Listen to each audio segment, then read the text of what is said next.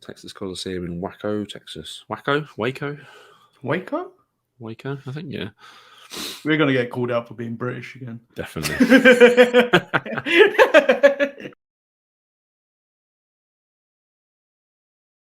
Welcome back to the Sharpshooters Wrestling Podcast. It is Raw is Retro. It is February the 23rd, 1998, as you join us. And us is me, your host, Ross. And with me, as ever, is Lord Manny Hayes. Thirst Trapper Jones to Thirst you, Trapper if Jones. you're nasty. He will thirst trap you. You've got no way of getting out of it, unfortunately. But we are here to talk about that episode of Raw from that month in that year. We're in Waco, Texas, at the heart of Texas Coliseum, which is we're a deep, deep Texas country here, aren't we? Yeah. Is Goldust on this show? He is. Yeah, he's the dream. Oh, he is, yeah. Facing off against Texas's own Bradshaw. So I'm sure he's going to be well liked by the fans.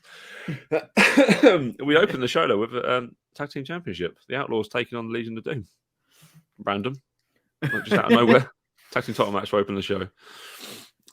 This is a very good match, actually. I quite enjoyed this one. It was actually a match for a change. Yeah. You don't tend to get that from either of these two teams, really. There's always some shenanigans going on. But this goes about 5 minutes, and yeah, it's good. It creates that full-on dissension of the Legion of Doom. It ends with Animal being pinned. Yeah, Hawk can't get back into the ring in time, and because he's been hit by the belt, so they hit the Doomsday device. Yeah. And then Hawk takes way too long to get out of the ring. So he goes, and he's looking away from the hard cam. And that's when he gets shoved out of the ring. Yep. And then I think the referee is then distracted. And that's when Billy Gunn nails Animal with the tag title. And then Road Dogg pins him. And then that leads to the dissension of LOD. So it seemed like Animal was the one that was really pissed, and that he's the one that's instigated this, because he did throw the first punch. Yeah, it's always Animal. Yeah, but I watched this back a couple of times, and when they're doing their roll arounds on the floor, I think Hawk forgets what he's supposed to do, because Animal was the one that is rolling Hawk on top of him, so Hawk can get some punches in on him. I know Hawk has some problems. And we'll get into that later in the year with him falling off of things whilst being inebriated. But is that this year? I think it is this year, isn't it? I'm sure I thought that was late. I thought that was late. Oh wait, this is when Droz gets brought into the fray. Yeah, we have so many different iterations of Legion of Doom. We will eventually get Hydra-Mike and Animal as LOD, whatever year that was. Oh, no, but that was more of a SmackDown thing, wasn't it? Yeah, we might have to just jump across to that, though, just occasionally. Once SmackDown starts, we get onto a couple of episodes where things happen. But yeah, we will get Droz at some point joining them. That must be quite quick after WrestleMania, I think. I'm not sure, because didn't Droz first have that, oh my God, he's got to puke? Yeah. So has he Droz with Albert as the tattooist first? Yeah, I think so. I can't remember, because Albert was the piercer, wasn't he? He did the piercing, basically. Yeah. I'm just searching up Droz now. So he debuted on Raw in May 98 as an associate of Legion of Doom. Okay, so he's part of LOD kind of by May time, so middle of the year. He was dubbed Puke, the unofficial third member of the group. Wow, what a great name. Hawk, Animal, and Puke.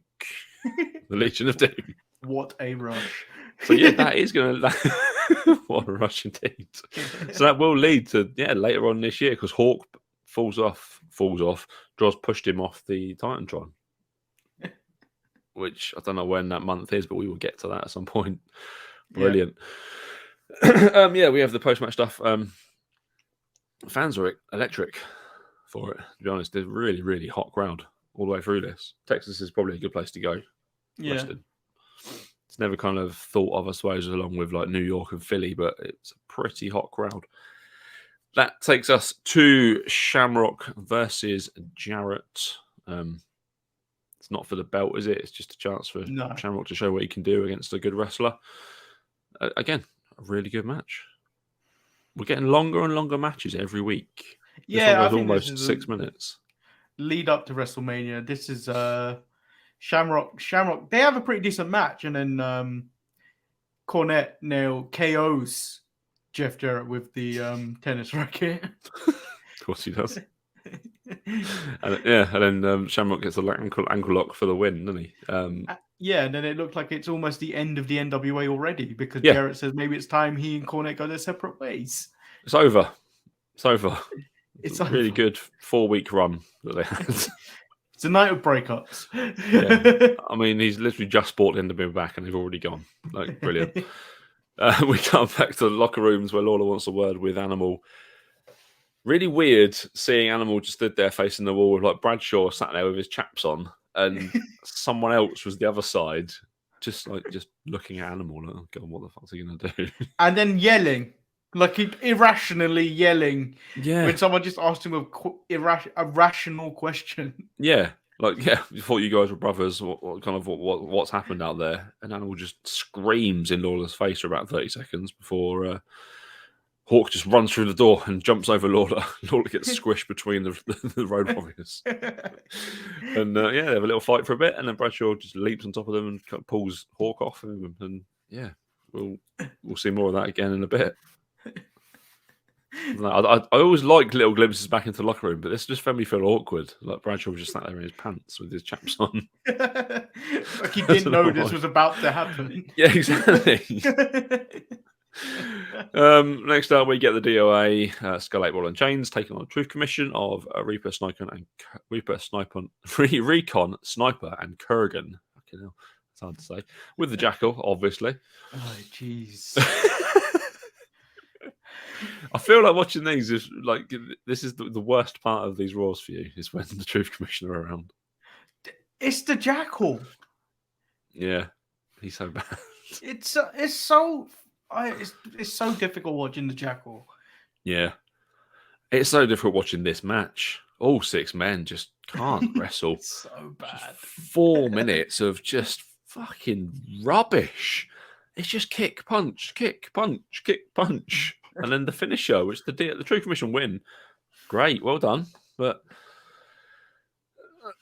Jackal has a go after the match, doesn't he? Sniper? Yeah, he's mad that Sniper wouldn't tag in. I thought he was mad at Recon. I don't know which one's which, Manny. I'll be honest. Recon was the one that got the claw, essentially. Yeah. And then got dragged up the ramp with claw still attached to him. Yeah, like attached to his head.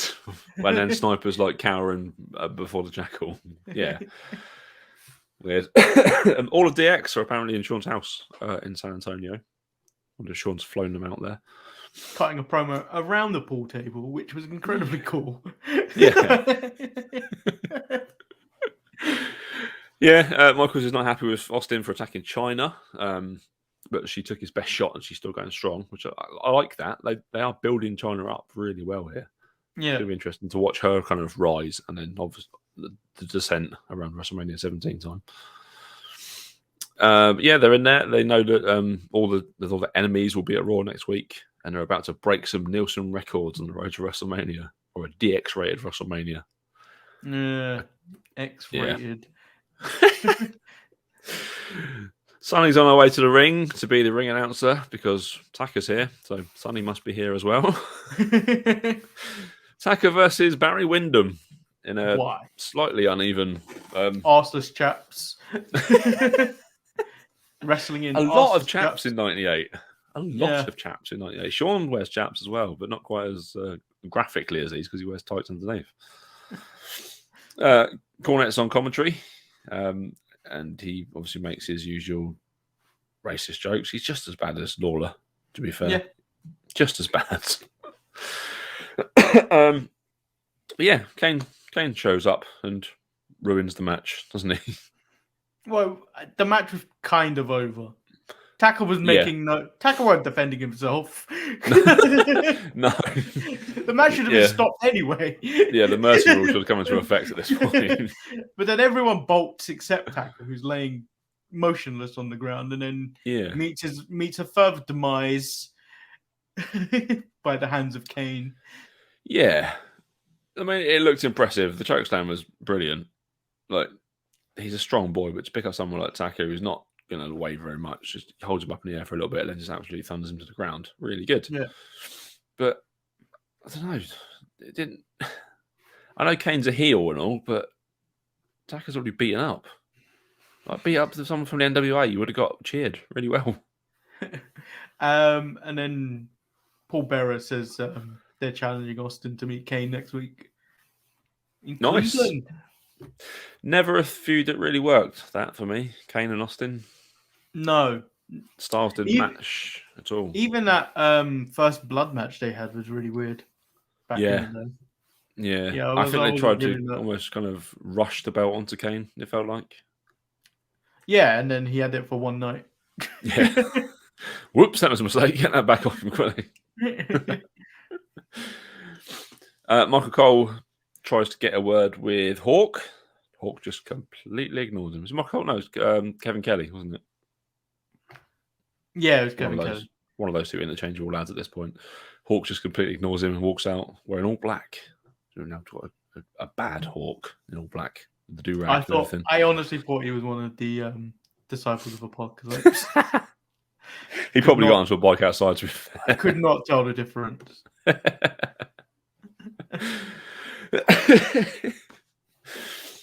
Then we get the gold. Is it Goldust next? No. So you get Michael Cole going up to the New Age Outlaws. Yes. And they're interviewing them whilst Road Dogg is also recording on a handy cam. Very 98. Whilst wearing a DX shirt. Yes. The first little, not the first, I suppose, but a very obvious sign, I think. A very obvious little nugget that he was going to become. Yeah. They were going to later become part of DX. Yeah. That's the DX I remember. Outlaws are part of DX for me, always. Yes, then we get the Goldust attack. Yeah. The random attack from Cactus Jack and Chainsaw Charlie. Chainsaw Charlie, yeah. Where sparks were coming from the bottom of the chainsaw.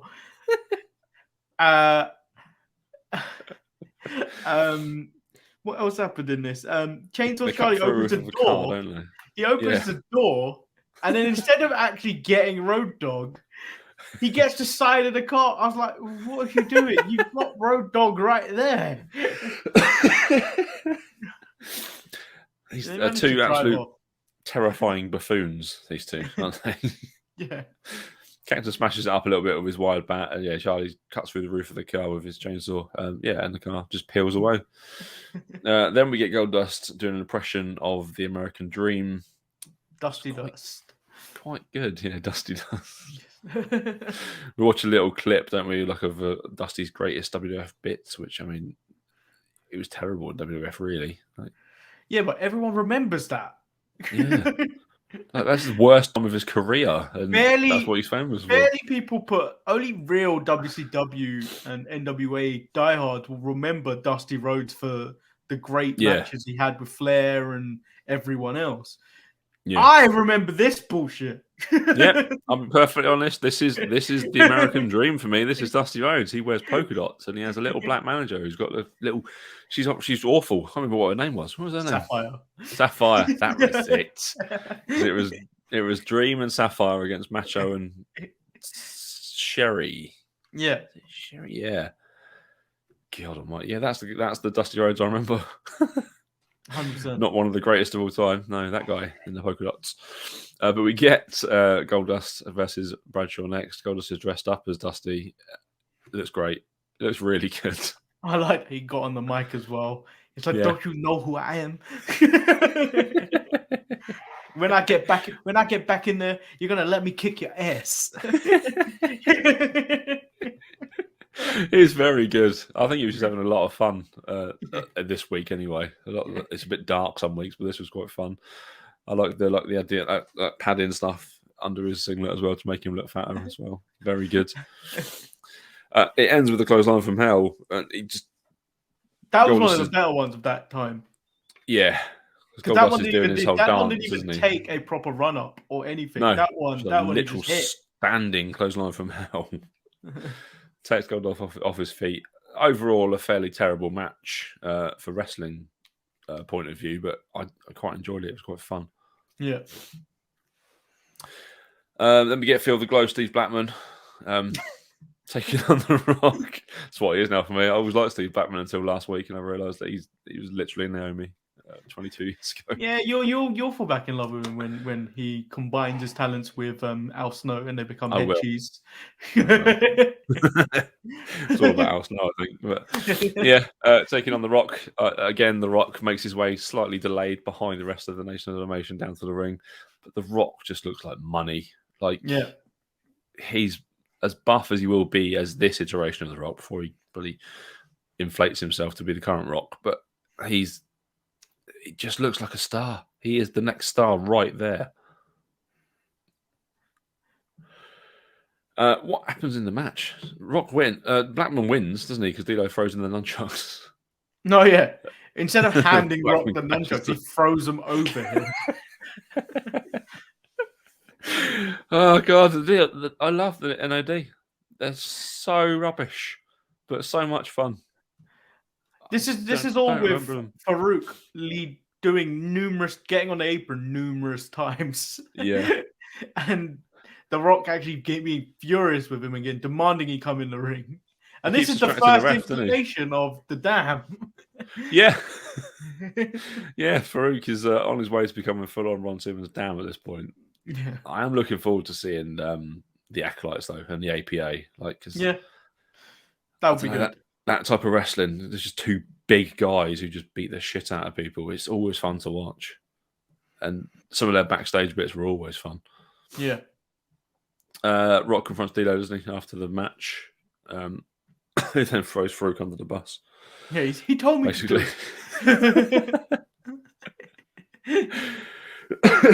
We got to Kevin Kelly, who's with Luna. Basically says she's going to kill Sable effectively. She can't wait to get her hands on her, which is quite nice. Luna's just really good. Luna was a woman before her time, wasn't she? Really, she would have been really good. Just a few years later, basically. I don't know. I feel like her and Sherry really defined their periods. Yeah, true. Yeah, like Sherry was kind of similar to Luna, and just like 10 years earlier, almost. Yeah, and 5 years like earlier. They don't nearly get the credit they deserve. No, definitely not. Yeah, because Luna played crazy better than anyone. Yeah, she was perfect in that character. Next up, we get the NWA Tag Team Championships. The Rock and Roll Express taking on the Headbangers. The NWA is falling apart before our eyes because the NWA have new Tag Team Champions. It's the Headbangers. Jesus Christ. This is so bad. Like, Jim Cornette has just destroyed the NWA in one night. Yeah, he's done brilliantly. It's all his own doing.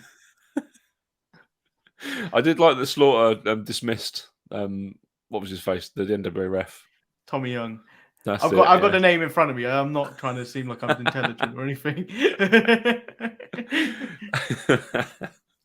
Yeah, he dismissed him and then Cornette's threatening a lawsuit. I do like that. It's very fun. Yeah, it kind of throws the Rock and Roll Express off, I suppose. But I don't know. I've never really liked the Rock and Roll Express. No, they're great, but not for me. It goes down in the NWA history now that the Headbangers were once their tag team champions. Yeah, that's great. Yeah, Headbangers win. They get a nice ovation. They jump into the crowd and celebrate with them, which was all good fun. Then we cut to a video package all about Austin and his march to WrestleMania 14, which is really well done. It puts over the Austin story superbly. Because it's kind of... I feel like with the Tyson thing, Austin's almost the third wheel in this because Shawn's the champion, Tyson's there, and it's just Austin's the challenger. Yeah, it was kind of like the Cena Miz Rock kind of situation where the Miz became Miz despite being the WWE champion at the time was basically just a bit part character in it.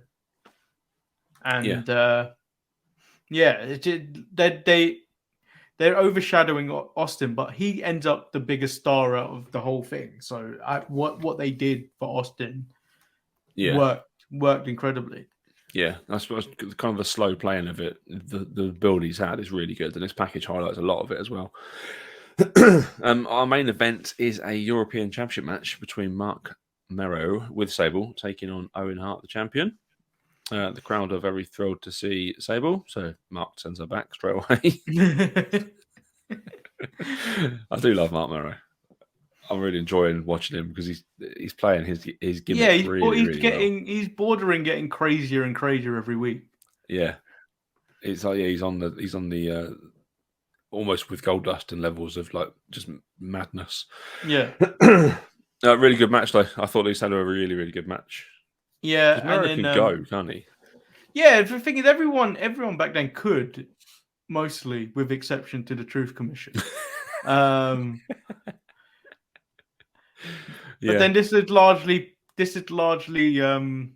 ended off with another pull apart, a massive pull apart. Yeah, because it also leads to Mark Mero turning on Goldust. Yeah. Between Luna but Luna came out to fight. Luna had a wrist taped. She was ready to go. She was ready to kill Sable. Yeah, I mean, the match they have at WrestleMania is still a long way from there. So they're gonna have to get like physical in the weeks coming up, don't they? Because it's Goldust and Luna taking on Mark Mero and Sable at WrestleMania. But this is the lead up to we learning about the Sable bomb, I think. Oh God, yeah. Where it's where she has her own power bomb, which is very good. But this is the first time that they've ended Raw with Sable, basically, and it's a really hot ending. Like Vince must just be seeing so much money in Sable at this point. He must be loving this Raw had no Austin though, did it? No, apart from the video package. Yeah, there was no 2 Austin weeks in a row, and then again like the DX video package. Maybe they're just because they know Sean has to have time off, like he can't work. But there's not really much point having Austin there doing something with anyone else, I guess. I mean, you could have him doing Stunner Fest and stuff like that, but he did that towards the Rumble anyway. So I mean, I'm always up for that. That's great fun. Him just interfering in every single match. Yeah, stunnering everyone. But then, like, we know where this is leading to, where it's Austin pretty much every week after WrestleMania. So yeah, I don't think that's going to get boring either, though, because he's so good. He's so good. I mean, he must start to get involved with The Rock as well after WrestleMania. Yeah, I think so. Yeah, which is going to be great. Can't wait for that sort of stuff. But that's it. That was our Raw for the 23rd of February, 1998. Manny, you're a match of the night. Something to choose from this week. I'm still going. Owen Hart, Mark Mero. Yeah, I think that's probably mine as well. There was a couple of good matches. I did enjoy Rock and Blackman just for the hilarity of the NOD every week. But in terms of in-ring match action and the work Owen Hart put in, like he had that little combo where he did a leg lariat, atomic drop kick into the Insiguri with a kip up as well. Like, yeah, Owen's just so crisp in everything he does. He's so good. And he did the missile drop kick. You don't see good ones like that anymore. No, you don't actually. That's definitely an Owen Hart thing. That's one of his things. Like Bob Holly with the standing drop kick. Like, no one ever hit a crisper standing drop kick than Bob. Like, Owens is the missile. It's so good. I don't know. Randy Orton hits a good one. He does. Yeah. I don't know. I feel like Randy's more, no disrespect to Bob, but Randy's more naturally gifted athlete than Bob Holly. So you're just giving props to Bob Holly because he's not an athlete. I've read Bob Holly's book. He's a terrifying individual. So yeah, I'm on your side, Bob. I like you. Yeah, the best dropkick in the game. Your MVP of the show, man. I really wanted the Headbangers, the new NWA Tag Team Champions. Nice. I'm going to search the lineage of that on Wicked in a bit and just see the Headbangers name right there. For me, it was James Cornette, Jim Cornette. Love it. He's destroyed his own creation in the space of 4 weeks. Brilliant going, Jimmy. The racist jokes about Taka aside, he's had a really good week this week and just ruined his own thing, which is great to see because no more NWA because it fucking sucks. Yep. There we go. That is that episode of Raw in the books. We'll be back next week with our first Raw of March. Yep. Yeah, the 2nd of March. What have we got coming up on that show? I can't remember. We've got the return of DX. Oh, yes. Nice. We'll look forward to that. DX are all kind of on the road to WrestleMania. There's a lot of stuff that can happen with them. And Mark Mero versus Tom Brandi. So you are joking. No, that's on the card. So I thought he was gone. So we got that. I thought he had gone. I was so happy that he was gone. We've got that to look forward to. Oh, I'm just looking. We get Jeff Jarrett versus Flash Funk. Nice. Jeff Jarrett with Tennessee Lee. Oh, no. That's JEFF Jarrett. He's back. And Austin versus Kane, I suppose, as well. So, I mean, something to look forward to next week, at least. Tom Brandi aside. We'll be back next week with that. In the meantime, you can follow us on all the usual places. Up top of our screen there, we've got Facebook, Twitter, Instagram, and YouTube, The Sharpshooters, or at Sharpies Network, and all of those places. Email the show, thesharpshooters@gmail.com, if you've got any memories of 1998 wrestling.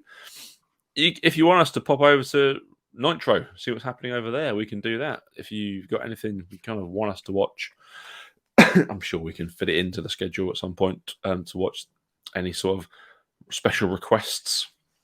Got to be 98 though. Got to be 98. But we'll watch it if we can find it. Until we are back next week, like, subscribe, share, do all that sort of stuff. And then it's goodbye from me. It's goodbye from Manny, and we'll see you next week. Bye. This is your fault. I know. I can't stop it now, though. We've started it, so I can't stop it.